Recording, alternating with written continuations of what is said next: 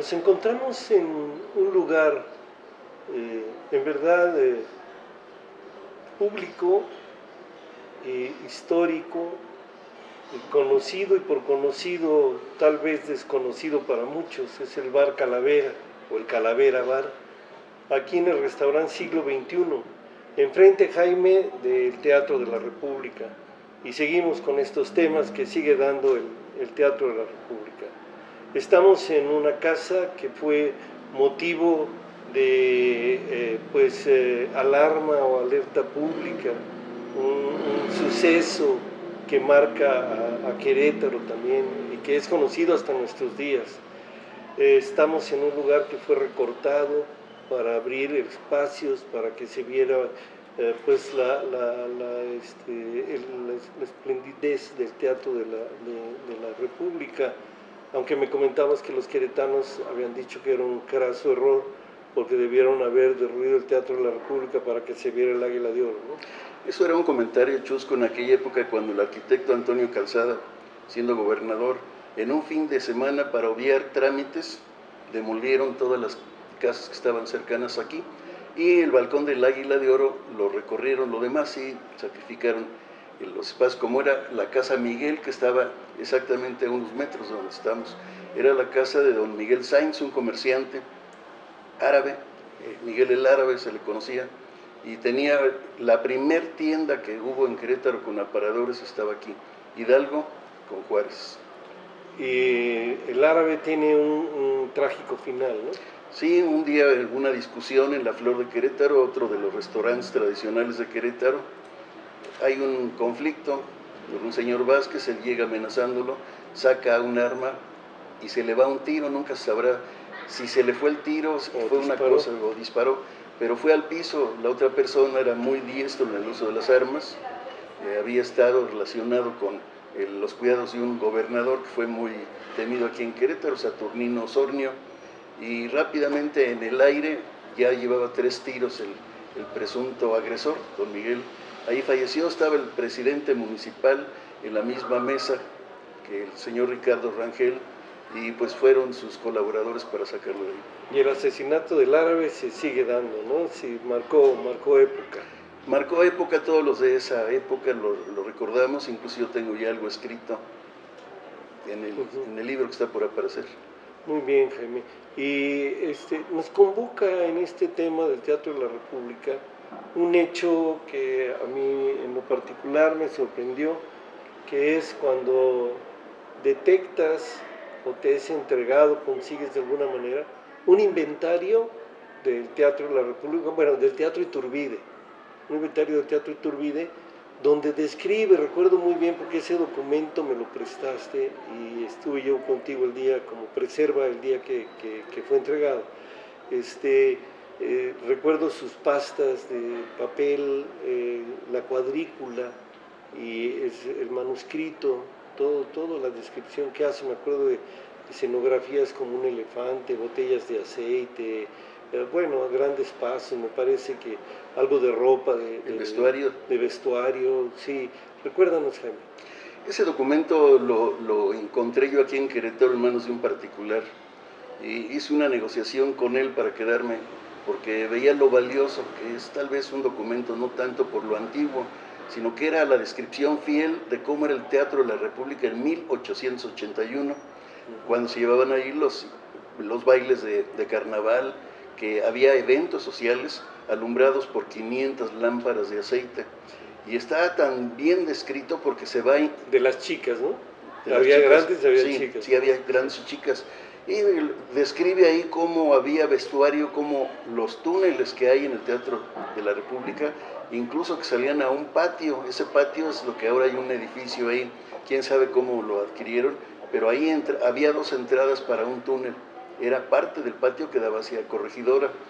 Toda la descripción que hacen con un inventario tan fiel que hasta la basura estaba inventariada. Sí. Y si decía yo que ni una fotografía, si hubiera una foto a color en aquella época, que no la había, hubiera descrito con la precisión que el señor Juan Oñate describe paso a paso todo lo que había. Un hombre meticuloso, ¿no? No Pulcro. dejó, bueno, como Sí. tú dices, ni basura, ¿no? Hizo contabilidad de todo, levantó un verdadero inventario, un documento que es muy valioso por lo que encerraba, por lo que nos enseña, por lo que nos deja ver. Este documento fue entregado al archivo del Estado y fue entregado al doctor Augusto Isla, y por medio de nuestro también gran amigo, el doctor Alejandro Eduardo Obregón. Y miembro de Preserva. Y miembro de Preserva. Estuvimos claro. Esa mañana ahí, lo invitamos a un programa, que nos hizo favor Augusto de acompañarnos a un programa, sí. Y se hizo la entrega. Y para hacer un resumen así muy sucinto, ese documento fue entregado en diciembre del 2012. 2 años después o 3 años después seguía en el escritorio y Alejandro Obregón me dijo, oye, está en el escritorio, todavía no ha sido ingresado, ¿tienes ya recibo? No me ha extendido el recibo. Alejandro Obregón, ya a punto de fallecer, me dijo, vamos a, dentro de mis pendientes, quiero subsanar eso, aquí está tu documento. Entonces yo dije, lo dejamos ahí, y Alejandro me hizo un recibo que conservo hasta la fecha. Y antes de irnos a un corte y de seguir con estos temas para nosotros siempre interesantes y esperamos que para el público también, había un testigo más. Rubén Páramo. El doctor Rubén Páramo, coordinador de los cronistas. Sí, hay gente que tiene mala memoria, tal vez no sea mala fe, pero sí tienen mala memoria. Claro. Estando personas como tú, como yo, como Alejandro Obregón, haciendo la entrega, incluso habiendo fotografías, se atreven a decir que nunca lo conocieron. Sí, bueno, vamos a pensar que es un detalle que se escapa, ¿no? Pero sí se hizo la entrega, sí existe el documento y está, ¿no? Está en el archivo. Ahí está, yo tengo el recibo. Sí, lo más importante de eso es que está, para que no nos vaya a pasar lo que con el testamento. El documento ahí está ahí a pesar de, pero es un documento que es parte de la historia del teatro, porque lo describe en ese momento cómo estaba originalmente. Son las tripas del teatro. 20 años después de inaugurar. Muy bien, vamos a un corte.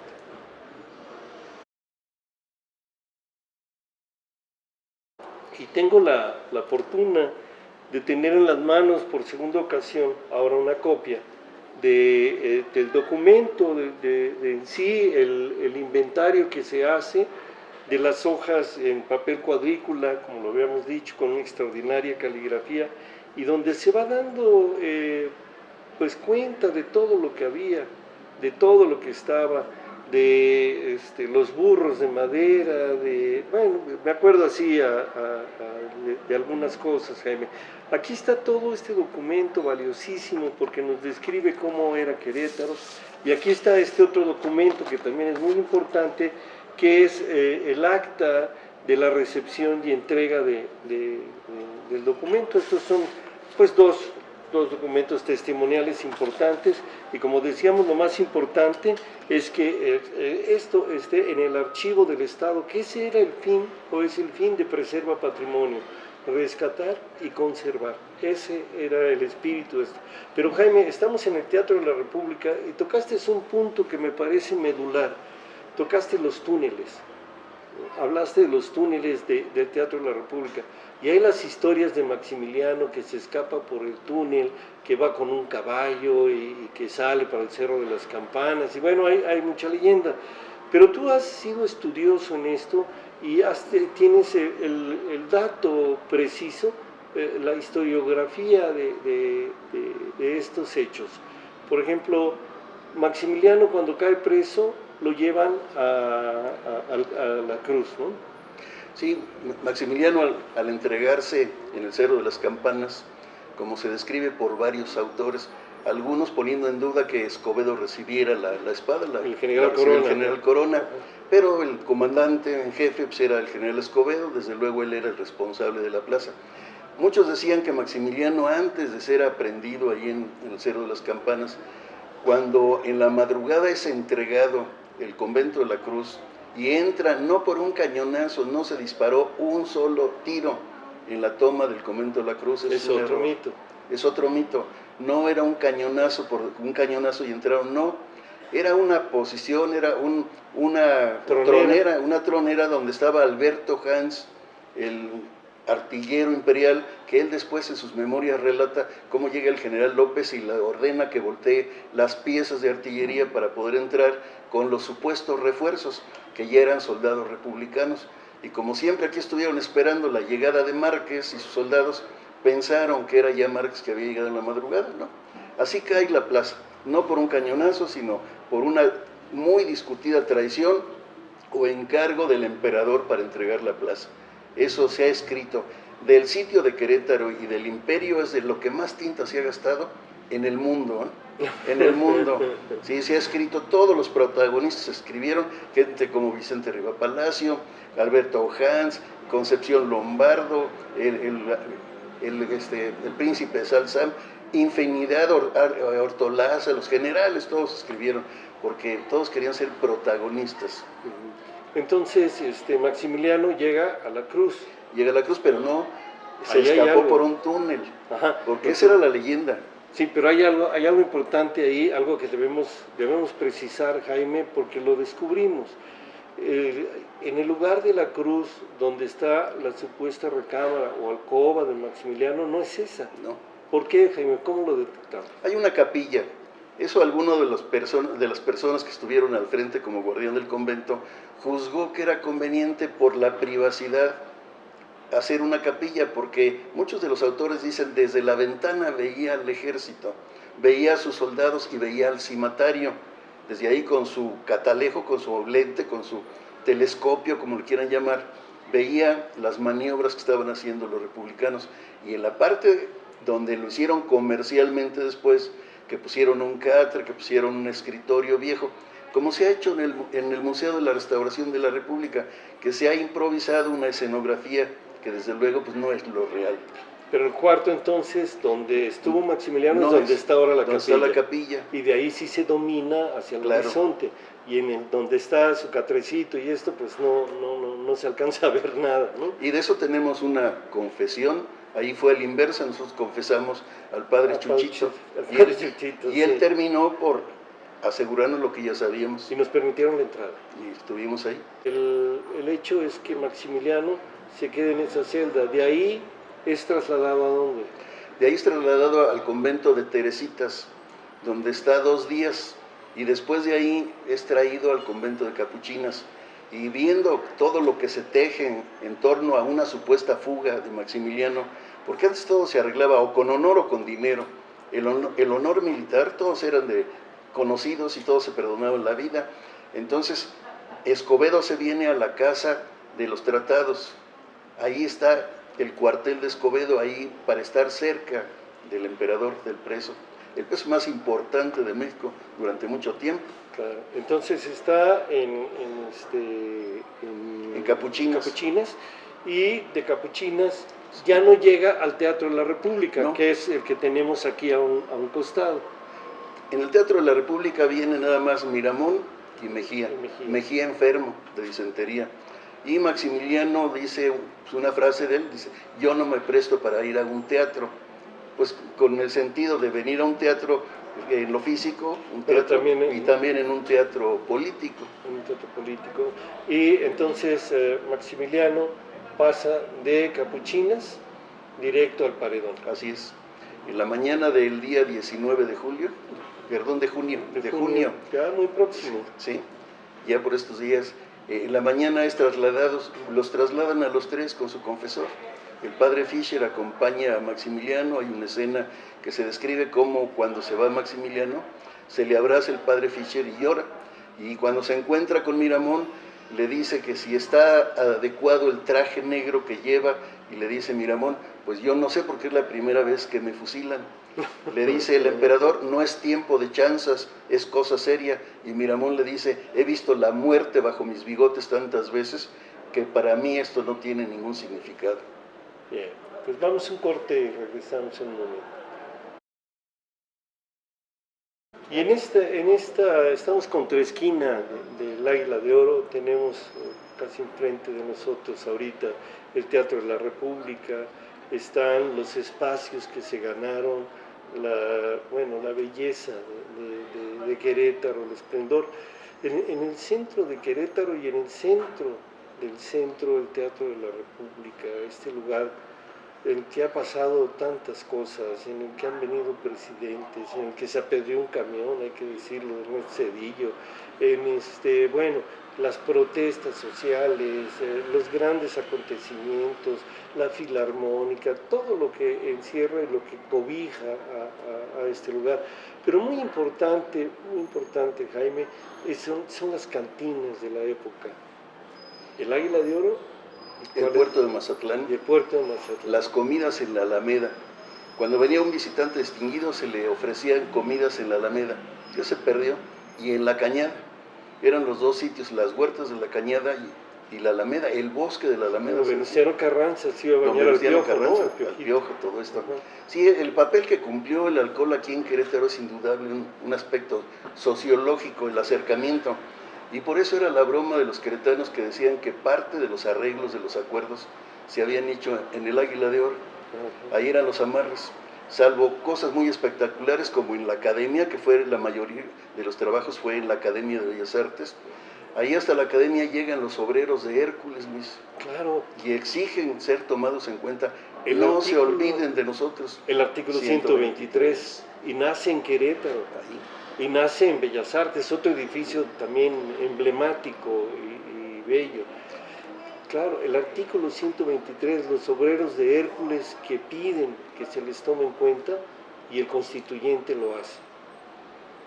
En un edificio que fue financiado por Castillo y Yata, fue el que aportó eso, en parte también Juan Caballero Yossi. Juan Caballero Yossi, que eran también benefactores de alguna manera. Los benefactores. ¿No? Sí, ganaban mucho dinero, hacían mucho dinero, pero también sabían construir, sabían dejar cosas, ¿no? El diario de los debates es muy interesante de leerlo, porque el que está transcribiendo eso es purista como debe de ser.